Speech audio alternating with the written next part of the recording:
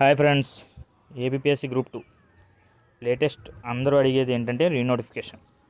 నిజంగా రీనోటిఫికేషన్ వల్ల వచ్చే బెనిఫిట్స్ ఏంటో ఇప్పుడు చూద్దాం. అంటే ఇప్పుడు రోస్టర్ కదా మెయిన్. రోస్టర్లో మిస్టేక్స్ ఉండవు.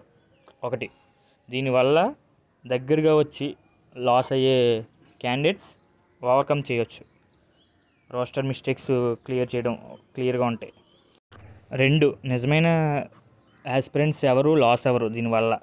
కాబట్టి రోస్టర్ మిస్టేక్స్ని సరిగ్గా ఇవ్వడం వల్ల నోటిఫికేషన్ ఈ గొడవ ఉండదు. మళ్ళీ అందరికీ అగైన్ ఛాన్స్ దొరికినట్టు ఉంటుంది నిజంగా. ఎందుకంటే లాస్ట్లో 35 years 40 years ఉన్న వాళ్ళందరికీ ఒక ఛాన్స్ దొరుకుతుంది. అలాగే జాబ్ సెక్యూరిటీ,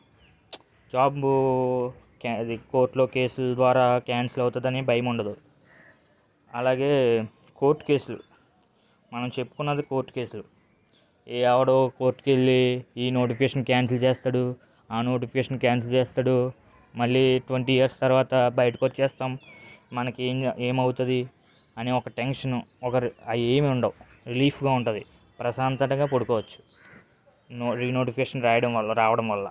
అలాగే నెక్స్ట్ వీడియోలో లాసెస్ కూడా చెప్దాం. దానివల్ల